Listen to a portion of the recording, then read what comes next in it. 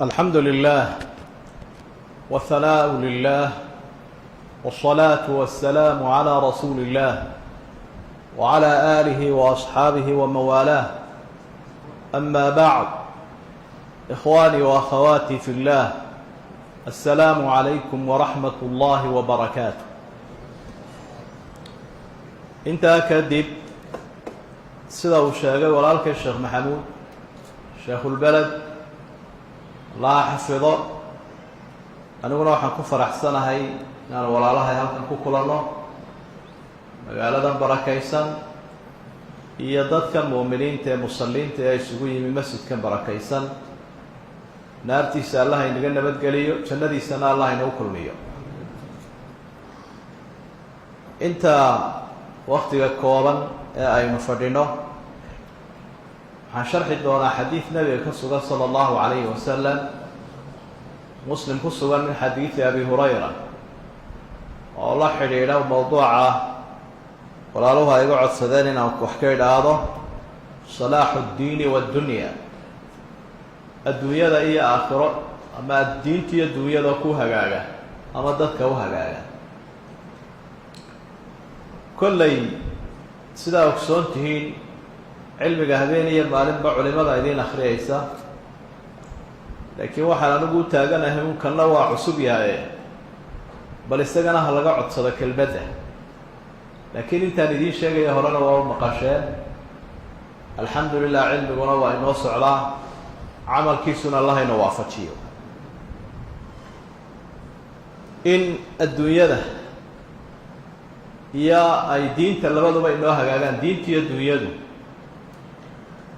waxaa lagu tilmaamaya inuu yahay gaayat alabraar waalakhyaar, dadka wanaagsan hadafkooda iyo ujeeddadooda.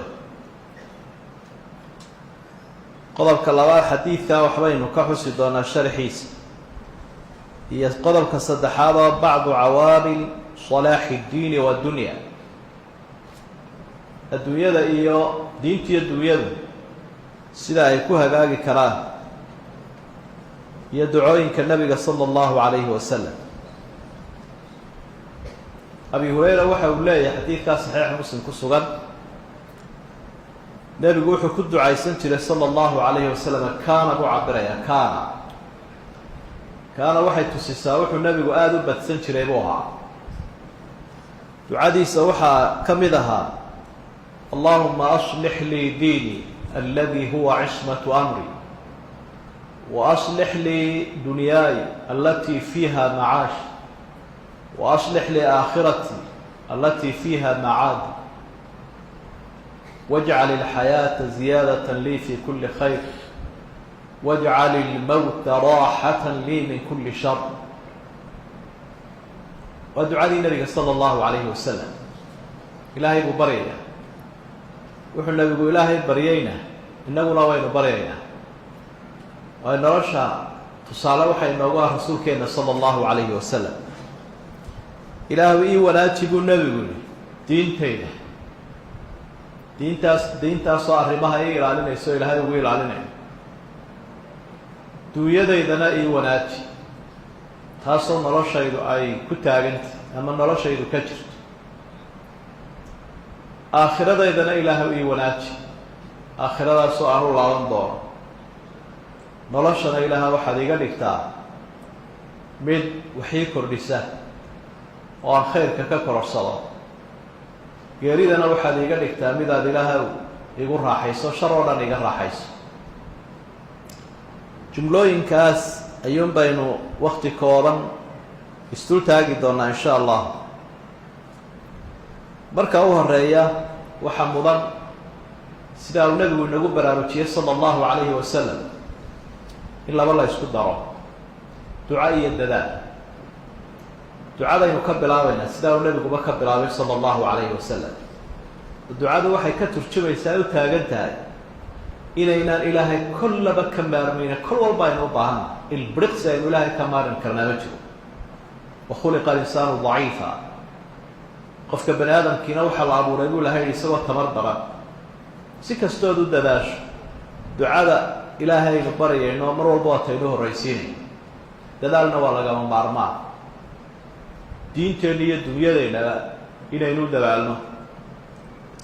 marka rasuulku wuxuu horreysiiyey inuu ilaahay baryo salaaxu diin, diinta in ilaahay u wanaajiyo.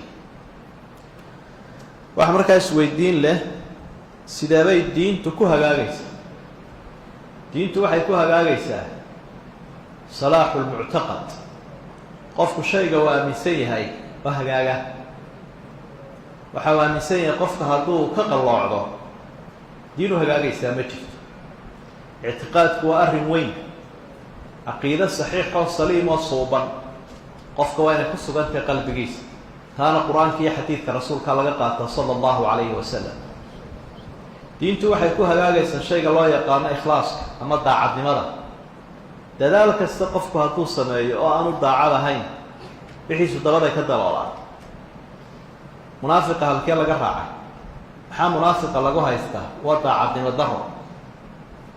hadduu u tukanayaa nebigay la tukan jireen, dagaalka ay u raaci jireen, waxbay bixbixin jireen, laakiin daacadnimad la-aan baa ku dhacday, qalbigooda qalloocnaa. idan diin iyo dunyaba waxaa la qabanayaa daacad buu u baahan yahay. haddii waxaa la qabanayaa aanu qofka ka daacad ahayn oo ka dhab aanu ahayn ee wax kale ku jiraan, ilaahayba ma barakaynayaba.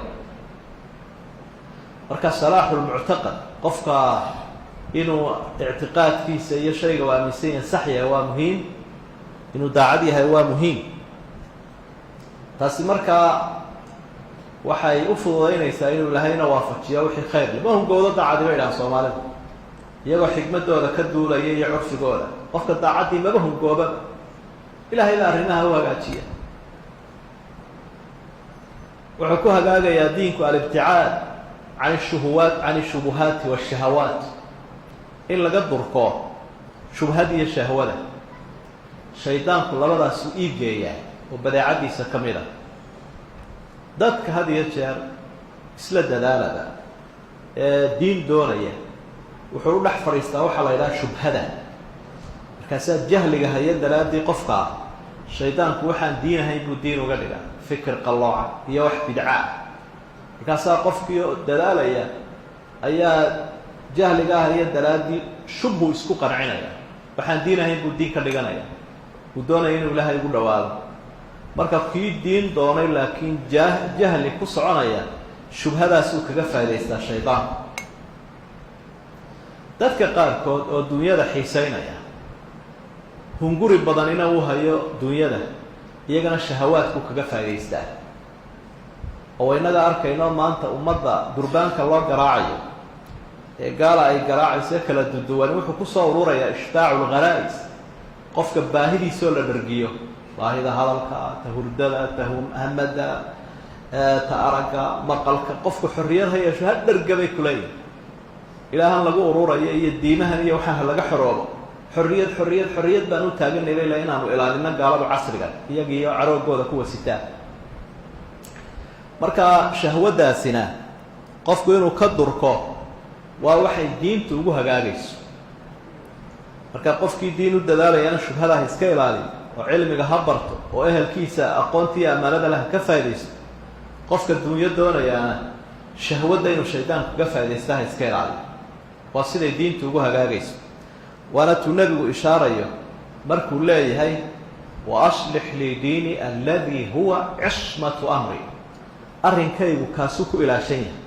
markuu qofku diinta u daacadii u raacayo, waxa uu noqonayaa mid dhowrsoon, oo waxa aynu sheegayno ayuu ka dhowrsoonaanayaa. waxa labaadoo muhiima oo diintu ay noogu dhowrsoonaanaysa itibaacu nabiyi sala allahu calayhi wasalam, raacidda rasuulka. manhajkan walaalayaal markuu ilaahay inoo keeno inoogu deeqay, quluubteennuun muu dhigin keliya, ila wuu kari karayay dadka qalbigooduun inuu ku qanciyuu dhigo. oo sidaa nebigaba loogu waxyoonayay, innagana qalbigeenna loo dhigo, wuu kari karayay. laakiin kitaabkan markuu ilaahay keenay, waaqica nololeed rasuulkii ku turjumi lahaa ayuu soo raaciyey. marka rasuulku diinta wuxuu inagu soo gaadhsiiyey maqal iyo muuqaal labadaba. ma huwa xadiidu nabiy sala allahu calayhi wasalam?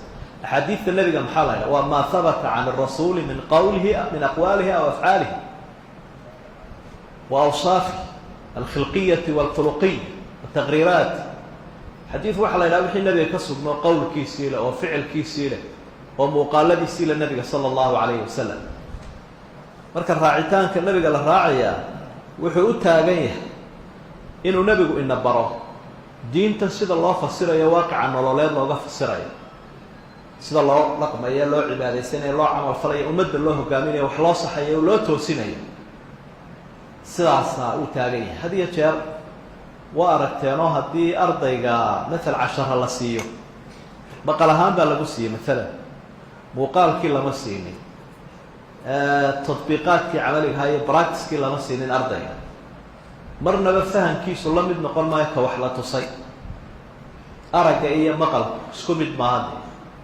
berigii hore idaacadaha la dhagaysan jiray hadda waa laga gudbo tv-ya loo gudbo tv-ga maxaa loogu gudbayaa muuqaalku maskaxda uu ka saameyn badan yahay maqalka iyo dhagaysiga sidaa daraaddeed rasuulku sala allahu calayhi wasalam ummadda isagoo diintii gaadhsiiyey oo u sheegay ayaa haddana wuxuu leeyahy khuduu canii iga qaata salluu kamaa ra'aytumuunii usalli sida aragteen aniga u tukan idinkuna u tukan xajka iga koobigaray oo i eegta meel dheer buu fuulaya waxaa dhacaysa mararka qaarkood inuu mimbarkaa salaada ku tukaday miyaad maqasha kitaabu salaa kole culimadu idinka akriyay mimbarkuu fuulayaa nebi maxamed mimbarkan imaamku halkan istaagay dhakadiisu ku tukanaya markaasuu kolla ka soo daadegaya kolla hore u fuulaya waa si loo eegta nebiga calayhi salaatu wasalaam ilaahay ka raali noqdo saxaabatu alkiraam aljiil alfariid qarnigii qiimaha badnaa ee qaaliga ahaa oo asxaabtiisiyadaa inoo soo gudbiyeen muuqaalkii nebiga inagoo arkaynoo kale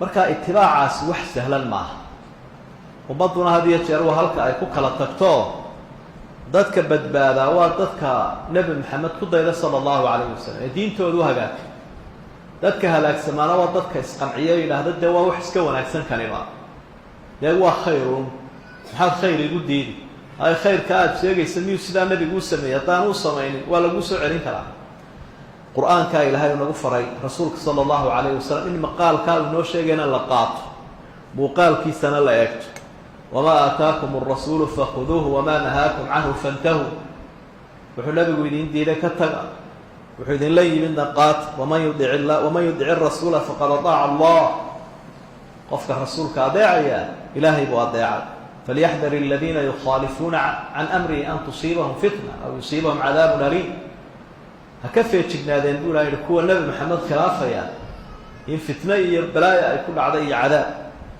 isaguna wuxuu ina leeyahy nebigu sala allahu calayhi wasalam markuu dadka farayo in lagu daydo oo diinta wixii la doonada aan laga yeelin itibaacu inagu adkaynaya man camila camalan laysa calayhi amruna fahuwa rad man axdatha fii amrina hada maa laysa minhu fahuwa rad islaamka iyagu waa noo urursanya waa noo dhamaystiranya buu nebigu leeyahy qofka kusoo dara waxaan ka mid ahay ee iska wanaajista ama qof kale kaga dayda waa marduud waa lagu celinaya idan salaaxu ddiin in badan bay culimadu taa ka warramaane labadaasuu ku ururaya qofkiioo daacada diintiina ugu dadaalaya siduu nebi maxamed inoogu keenay ama uu inoo tusiyey inuuga dhaxalnay sala allahu calayhi wasalam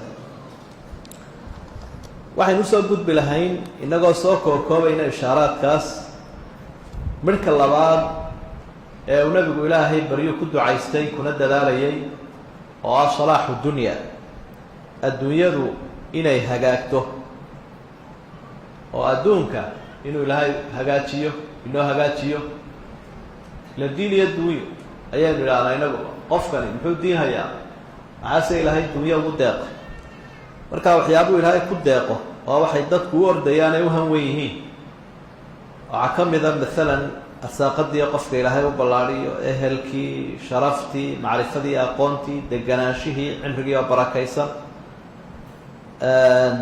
iyo caafimaadkii waalamnu fi lawطaan iyo nabadgelyadii ilaahay uu qofka siinaya iyo waddanka waxyaabahaas oo dhan waxay ka mid yihiin dunyada dadku ay hanwen yihiin ay ku dadaalayaan inay ka horumaraan ay ku raaxaysanayaan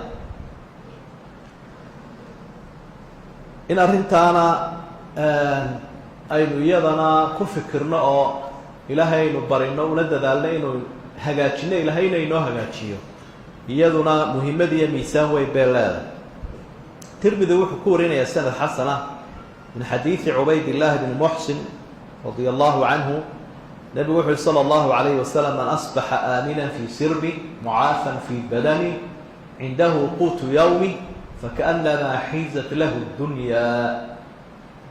waxyaabaha nolosha asaasiyaadkeeda ilaahay ummadda ugu deeqay ee uu nebiguna ilaahay baryaya inuu hagaajiyaabay ka mid tahay qofka waaguu baryay buu nebigu u fiirso isagoo iska nabad qaba aamina amniga wax sahlan maaha arrin weyn weyn waxaa garanaya almusharaduuna fi lcaalam dadka caalamka lagu firdhiyay ee yaacay ee waxay cirkana huwada dhulkana goglada ee qaxoontiga qatan baa garanaya nabadgelyo darradu iyo qaxoontigu iyo in dalkaaga aad ka cararto dhibaatada ay leedahay marka taasi uu soo horraysiiyey nebigu sala allahu calayhi wasalam qofka aaminka ah weliba fii sirbii buu raaciyey isagoo markaa caa'iladiisa iyo dadkiisa la degan inaynu dalkeenna degannaho dadkeenna ehelkii aynu meesheenna wada joogno diinteenna iyo dalkeenna iyo dadkeenna isku rakiban yihin sidaa uu nebigu sheegay wax weyn weeye soomaalidu qalad bay fahmeeno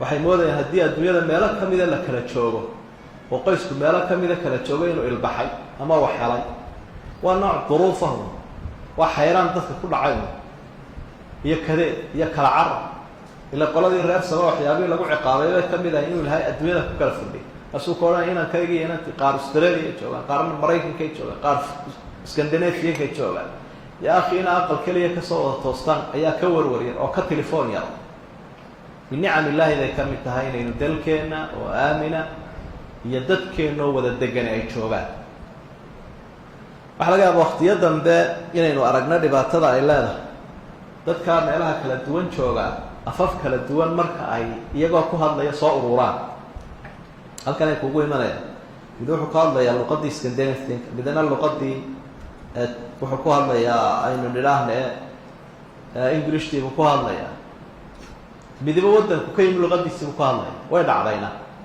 way soo xagaabixeen oo odaygiiba u yimaadeen ciyaalkii oo dee xaasku dabadda ay la joogto meelo kala duwan luqada ku hadlaya way safgaran waayeen odaygaa u kala turjumi jiray cishadii dambe odaygiina ka tegay dee way is eegeen ciyaalka marka waxay yidhaahdeen waar odaygii yaraa wanaagsanaa inoo kala turjumaya xaguu tegay taasaa dhici karta waxyaabaa u baahan inay ka dadaalaan jaaliyadeenna dabadda oo dadku intaanay haqaafada iyo ummado kala duwan noqonin inay soo ururaan oo dalkooda ay kusoo ururaan ay qurxiyaan ay horumariyaan marka fii sirbihi baa ii geysay halkaa inaad nabad qabto dalkaaga iyo dadkaagana la joogto wax weyn weeye wax weyn weeye kuwaasaa maxay yidhahan dalkaaga hooyaad haybad ku leedahay waxaad naga jirta halkaasaad haybad ku leedahay waa lagu yaqaanaa salaam baad khadiyaad ka joogsanaysa meeladaha marka aad joogtana sharci keen baad khadiyaad ka joogsanaysa wuxuu nabigu sii raaciyey sala allahu calayhi wasalam mucaafan fii badani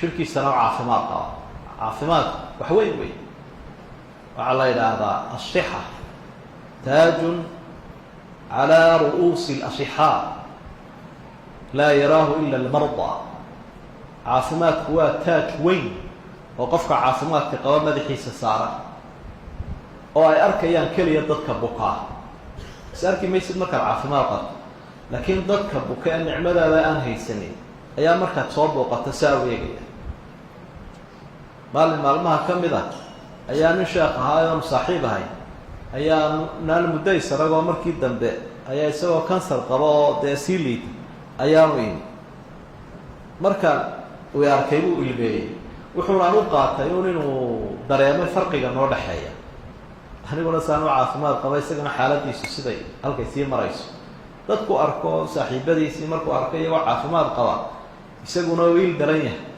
qofkaasi wuu naxayaa marka inaad tasliyeyso o aada sabirsiiso ayaa ugu baahan yahay mucaafan fii badani waxyaabaha ilaahay loogu mahadnaqo wey cindahu quutu yawmi isagoo haysta quudka maalintiisa quudka maalintu macnaha waxa weeye wax sii badanba maaha qanaacadu wax weyn wey masaariiftii maalinta haddaad masaariifta maanta hayso anta min alagniyaa yoomkan masaariiftiisa haddaad hayso maalqabeenkaad ka midtay sekada lagu siin maayo biil wanaagsan oo ku filan buu qofku soo shaqaystaa maalintii sekadu kuma baxayso aqniyadu ka mid yahay waa wastaan waa nijaar waa shaqo kastaaba bal hadduu yoomkiisa soo xasilinayo iska lama siinayo.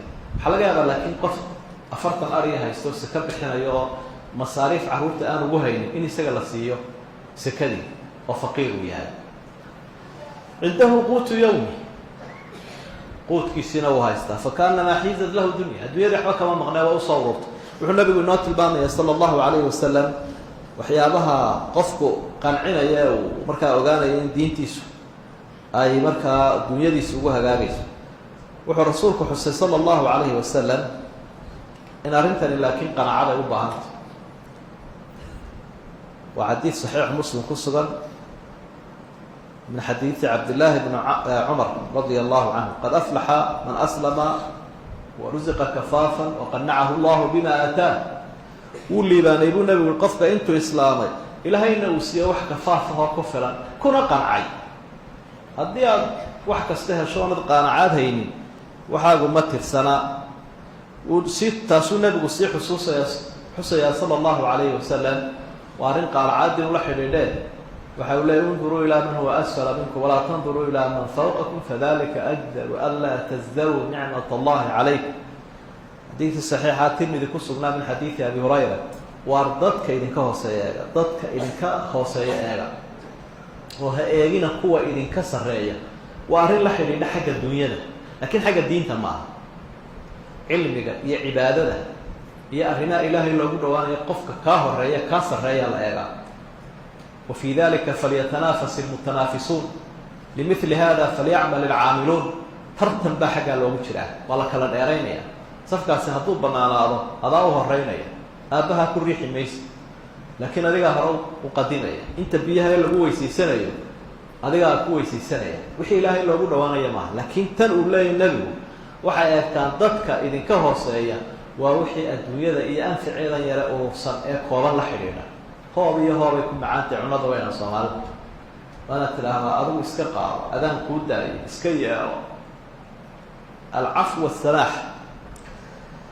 markaa arrimahaasi waxa ay ka mid yihiin adduunyadu sida ay ku hagaagayso. waxaa ka mid a inaad ka dhigato an tajcala dunyaaka masracatan liukhraak. adduunyadaad haysato inaad ka dhigato midho aada aakhiro beeraad ku beerato. waxaanaad hayso aakhiro ku beero. cadiyadaada iyo cilmigaada iyo cududaada wuxuu ilaahay ku siiyo kugu deeqayba aakhiro ku beer. jannada wax badane ha kaaga baxaan. ninkii qaaruun ee maalka ku kibray markii ay culimadii reer banu israa'iil waaninayeen waxay idhaahdeen wabtaqi fii ma aataaka allahu daara alaakhira walaa tansa nasiibaka min addunya waaxsin kamaa axsana allahu ilayk. waxaan ilaahay uu ku siiyey aakhiro ku raadi. waxaan ilaahay uu ku siiyey cadiyada ah ilaahay janno kaga iibsi, laakiin ha ku kibri. waa arrin weyn oo runtii aynu u fahmayno sidaa aynu ku islaaxin karna adduunyadeena.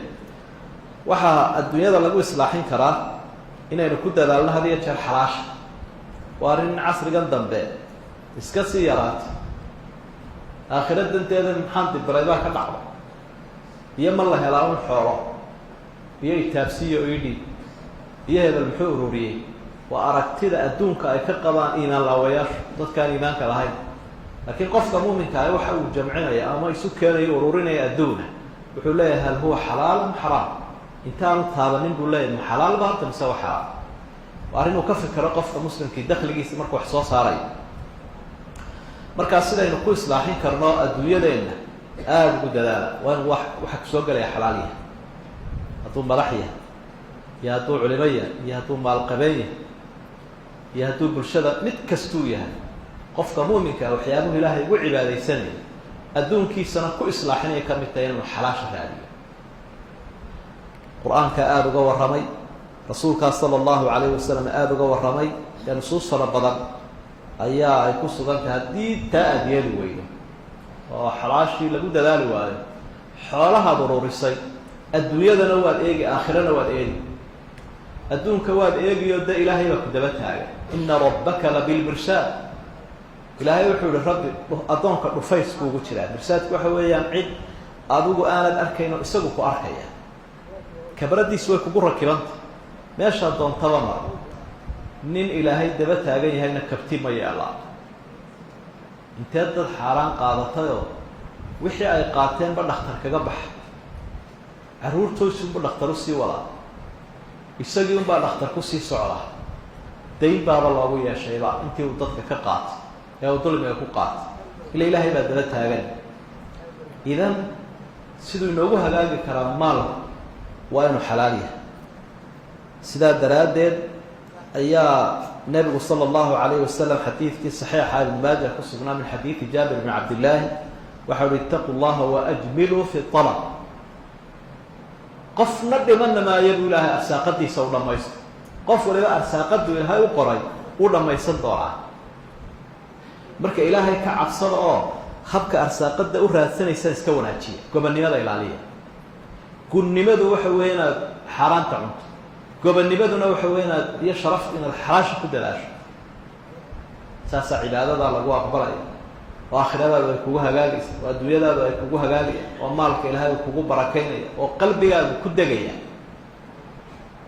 dad badan oo walaalaheenihi markay xoolaha biiriyaan ay bataan bay yidhaahdaan sheekhow halkaasaan ka soo shaqeeye ma xalaal baa mise waa xaraam markaad tidhaahdo waa xaraam iska tegaya fatwada shopping buu raadinaya shopping soo dukaanka alaabta dukaamo badan lama baayaco si uu qofku u helo alaab jabana ma wanaagsan marka bal wixiisan cid u xalaalaysuu sheekh kolba raadinaya kolkaasuu kolba masaladii dhinac u dhigaya kolba dhinac buu u dhigaya wuu dhadhabiyo wuu ka foqilaaya marka waxaan ku talinayaa ama sharciguba dayna faraya xoolaha intaan la shaqaynin ha laga fikiro waxaan aan ka shaqaynaya ama halkan aan ku jira ama aan gelaya ma xalaal baa mise waa xaraam way hadhowto shaydaanku wuu kuu qurxinaya wuxuu leeyahy dee cimrigaagiba intanaad ka soo shaqaysa aayo weyn iyo asad weyn baad dhigta xaggaad uga dhex baxaysaa bal dhankay doonto ha u dhacdee ilaahay waxun buu yeelaye iska xejiso ummadaabaad ka dhex bixi haddaad intaan iska bixise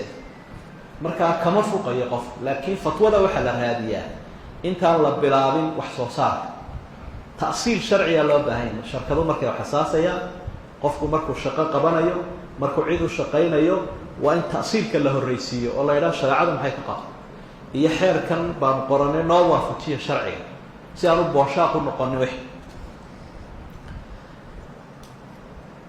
waxaa uu nabigu sii raaciyey sala allahu calayhi wasalam intaa haddii aynu ku dhaafno salaaxa adduunyada inuu ilaahay bariyey salaaxu laakhira aakhiro wanaagsan wa aslix lii aakhiratii allatii fiiha macaadi aakhiradeeda ilaahay u wanaaji haddee waa nebi maxamed sala allahu calayh wasalam kaan maqaaladiisa xigmadaysan dhegaysanayna aakhiradayda kollayba aanu noqonaya halkaa wuxuu inoo faa'iiday nebigu inaan tan lagu waaraynin laakiin safar ay ta ayaaba la marayo imtixaanna waad maraysa diintaad ku imtixaananta oo dunyadaad ku imtixaananta imtixaankuu soo afsharmaya abaalmarintiisii baana ku xigaysa taasina aakhiray jirtaa marka aakhiradaana ilaahow ii wanaaji marka culimadu waxay yidhahaan siyaabaha ilaahay uu aakhira addoonka ugu wanaajinaya waxaa ka mid ah bixusni alkhaatima inuu ilaahay khaatimo wanaagsan qofka waafajiyo rasuulku sala allahu calayhi wasalam waxa uu ku xusay xadiid tirmidi uu warinayo saxiixa min xadiidi anas idaa araada allahu cabdan khayran istacmala qofku ilaahay addoonku khayr la doono wuu hawlgeliyaa istacmalahu camal buu u sahlaa marka asxaabtu waxay dhahen maxaad uga jeedaa istacmalahu waxaan uga jeedaa bui camal wanaagsan intuu waafajiyo nafta kaga qaada marka khaatimada ilaahay baa addoomaha waafajiya in badan baa karkaarka weydaarata oo kodooda ka dhacda oo seegta khaatimada allah inoo hagaajiyo icmaluu fakullun muyasarun limaa khuliqa lah xadiidkii muslim ku suganaa min xadiidi cali bni abi aalib radia allahu canh xabaal buu dul taaganya nebigu wuxuu leey bal camalkiina ku dadaala qof waliba wixii loo abuuray janno iyo naar buu ilaahay camalkiisa u sakhiraya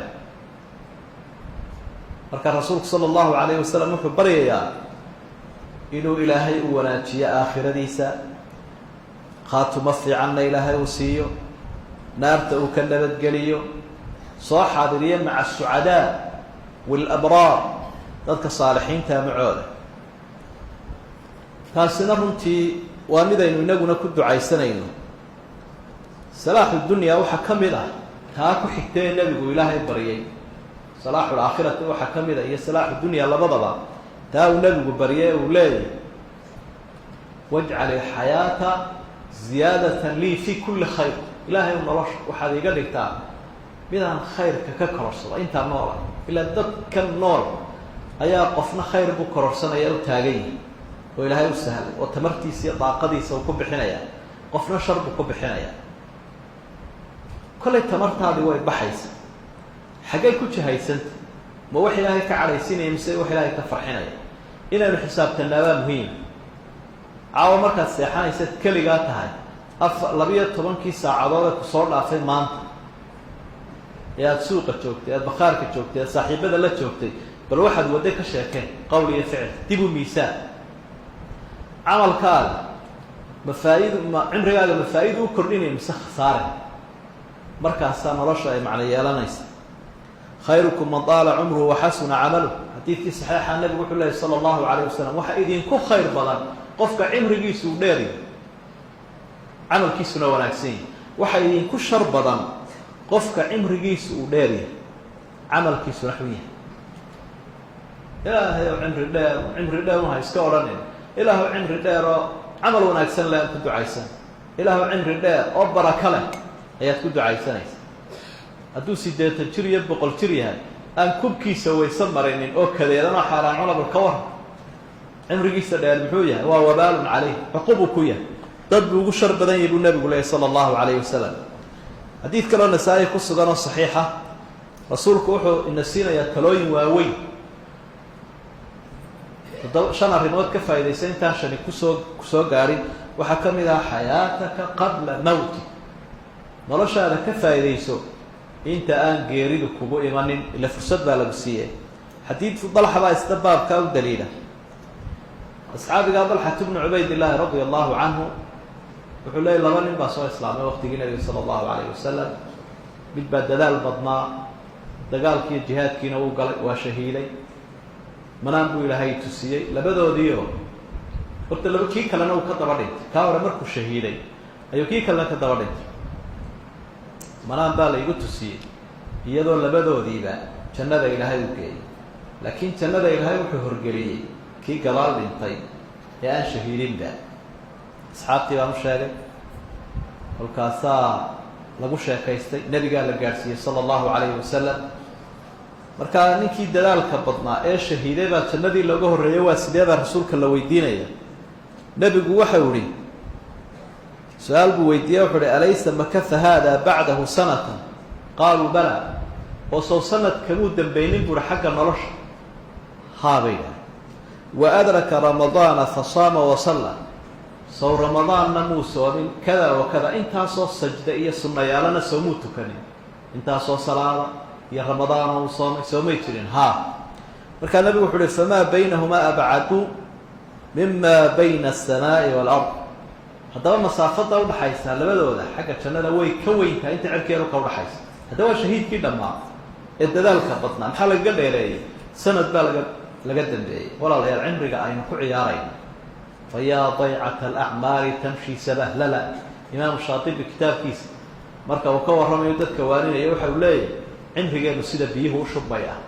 iyaga cimrigoodu uu kaydsanaayo dhinac fiican bay uga faa'iideeyeen. cimriga shubmaya waa keena sida biyaha u shubmaya ee aan weel lahayn. gelinka horena kursigaasaa la fuushan yahay cab oo qaxwo lagu cabaya. gelinka dambena qaarna siyaasad bay hurgufayaan iyo reer hebel, qaarna dee waabay qayilayaanba. cimrigiine cimriga dad diinta sidaa uga shaqeeya dhaxalka dhiga, dadna dunyada kaga shaqaysay dayac gacmeedka ku kiciyeen. waa ka aynu halkaa marin. marka waxaynu uga jeednaa nusuusta usoo qaadanaynaa in cimrigan uu yahay wax cajiiba. qaar baa caban doona aakhiro markay ilaahay hortagaa. kolkaasaa ilaahay arrin su-aal buu weydiinayaa. wuxuu leeyahy awalam nucamirkum maa yatadakaru fiihi man tadakar waja'akum الnadiir faduuquu famaa lilظaalimiina min nasiir. maxaa anigay weydiinaysaan buu ilahay leeyahy, sawka idin cimri siiyey muddo 10 lagu qaadan lahaa, lagu cibro qaadan lahaa, baabaan cimrigaaban idin siiyey. marka cimrigu wax cajiiba wey. ma mudna fursaddan ilaahay uu ku siiyey aanu haynin walaalkeenii dhintay. xabaalaha dadka jooga haddii microfonka lagu dhaweyn la waraysan lahaa, maanta wax la weydiin lahaa, waxa u weyne ka caban lahay waa cimriga oo soo xidhmay.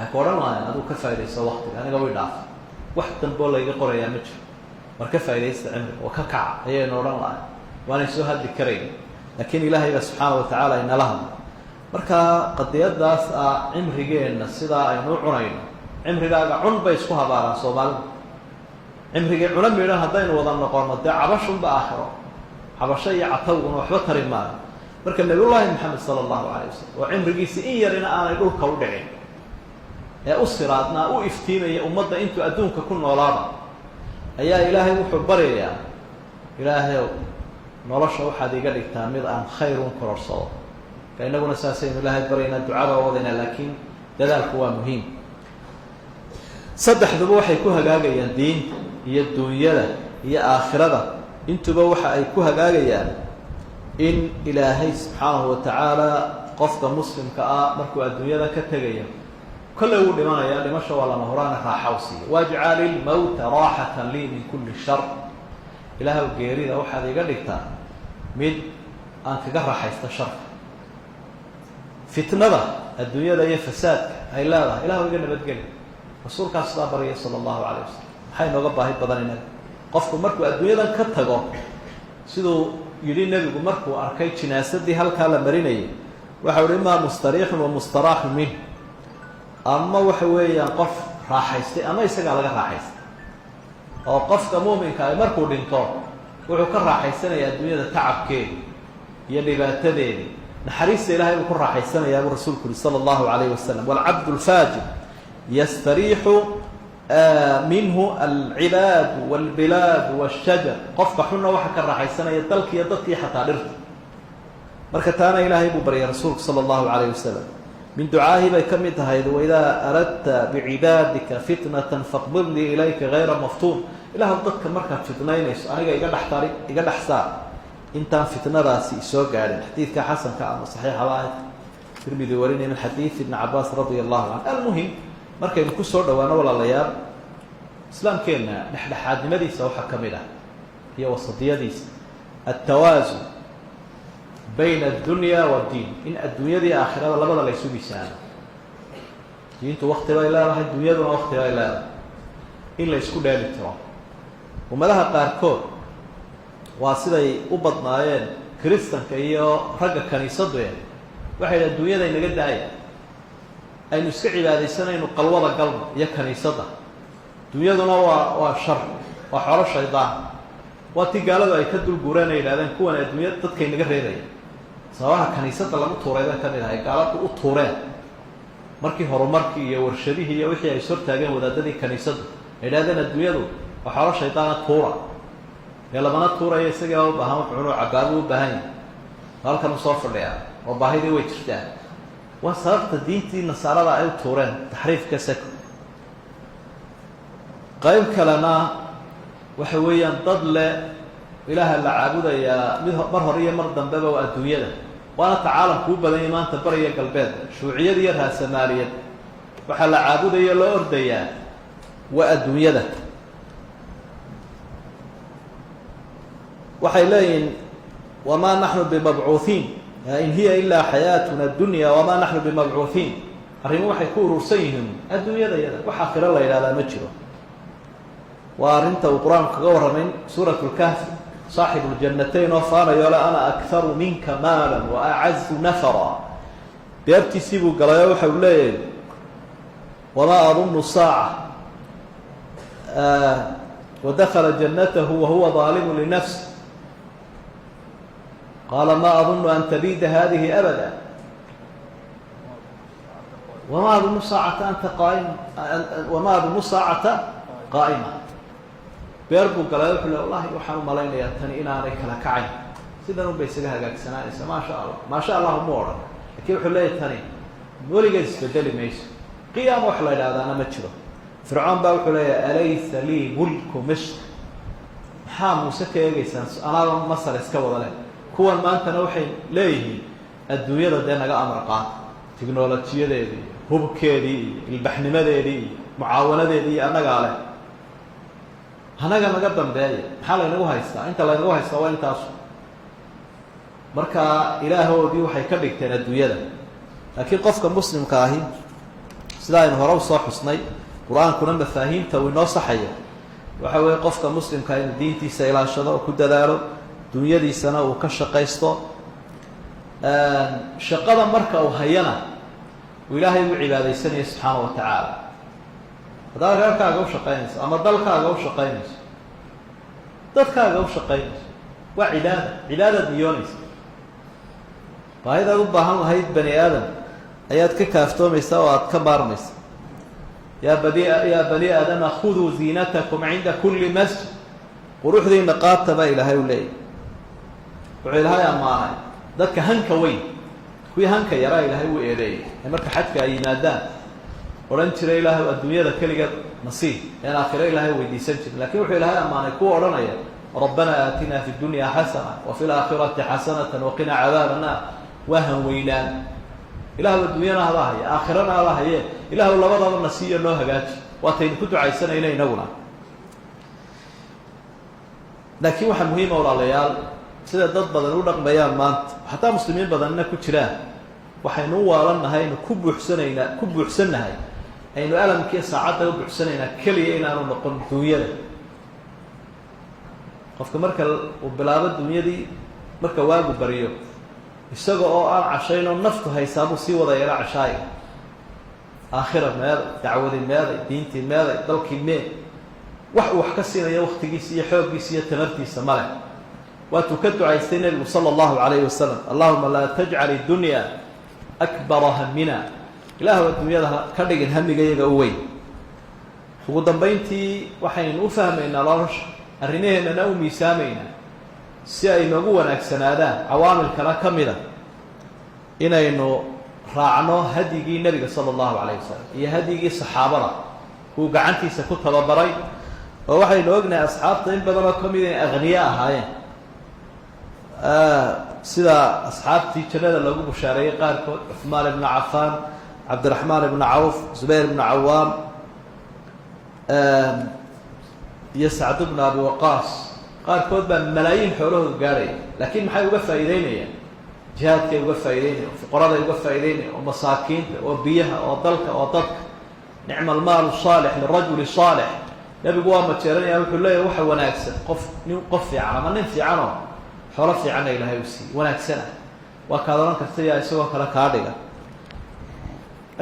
idan saasaynu isugu wadaynaayo waxaynu isku dayaynaa shisheeye inaynaan u baahan dadku had iyo jeer marka duruufi ay ku dhacdo iimaankooduna iska yaro qoornuu iska yaro daciif yahay gunnimay ku dhacaan oo gobonnimadaa ka tag hadduu qofku baahi ku dhacdo iimaan xejiyo oo bireeg u noqdo qawiyana aanu lahayn waxaa laga yaabaa inuu ama gaal ka daba dhaco ama shaydaan iyo balaayo inuu u galo oo diintiisa iyo dalkiisa iyo wejigiisaba u iibsado soo ma dhacdo dad badan baa ku qaxweeyey oo ku shaaheeyey diintoodii iyo dalkoodii iyo sharaftoodiiba waxaa keenaysa hayn la-aanta iyo faramadhnaanta ayaa keenaya inaad ummado shisheeyo daba cararto tanaasul ka samayso wixii usuushaadii iyo wixii aada u noolaydba marka ummaddu inay isku filaato oo wax xalaala ay kasbadaan oo dalkooda ay camiraan oo dadkooda ay ku filaadaan ay kaafiyaan oo diin iyo duunyaba dadka ay siiyaan waa ta laynaga doonaya saxaabadu ahaayeen ridwaan ullaahi calayhim intee buu u ducaynayay nebigu cuثmaan ibnu cafaan oo kaalin buuxis ahaa wuxuu nebigu dareemayay jihaadkii wax weyn ka taray ducadii nebiga calayhi salaatu wasalaam aada ka weyn marka taasaynu kusoo ururinaynaa ducadaa uu nebigu ku ducaystay baynu ku ducaysanaynaa dadaalkaana waynu samaynaynaa diinteennana gacanta midig baynu ku haynaynaa oo dadaalka u weyn baynu siinaynaa oo waxaanaynu ognahay waxaynu u noolahay aynu ku dhimanaynaa inay diinta waa raasamaalka keliya duunyo kasta hadduu qofku helo aanu diin lahayn wixiisu ma tirsanaa laakiin haddii duunyadu ay dhaafto diintu u badbaado dee janna ilaahay ugu bedelaya uu ka nasanaya tan rafaadkeeda laakiin labadaba waa isku wadaynaa mid walbana xaqiisaynu siinayna ina libadanika calayka xaq walizawrika calayka xaq walizawjika calayka xaq siduu nabigu leeyahay xadiidka saxiixa faacti kula dii xaqin xaq cid walba xaqeeda sii xaasku xaq bay kugu leedahay naftu xaq bay kugu leedahay martidii ehelku xaq bay kugu leedahay ummaddu xaq bay kugu leedahay marka midhkaasaynu kusoo ururinay labada dhanba waa inaynu isu taagno dunyadeennana diinteennana hagaajino dunyadeennana hagaajino dadkuna iskaashadaan oo wax badan baa qofku aanu hirgelin karin wixii dalka loo qabanayo ama dowladnimada loo qabanayo wax badan baan qofku keligii hirgelin karin laakiin iskaashi u baahan ilbaxnimaduna iskaashigaasay ku jirtaa islaamku uu inagu dhiirigelinayo ee ummaduhuna ay maaragtay had iyo jeer ku horumareen adduunyada intaasaan sheegi lahaa naftayda iyo idinkaba aadna waa umahadsantihiin dhegaysiga wanaagsan iyo sida fiicana usoo ururteen ilaahay baan ka baryayaa miisaanka xasanaadkana inuu inoo saaro wixii aynu ku gafnayna inuu inaga dhaafo jannadiisana uu inagu soo ururiyo halkaan aynu ku wada faraxno wasalaamu calaykum waraxmat ullahi wabarakaatu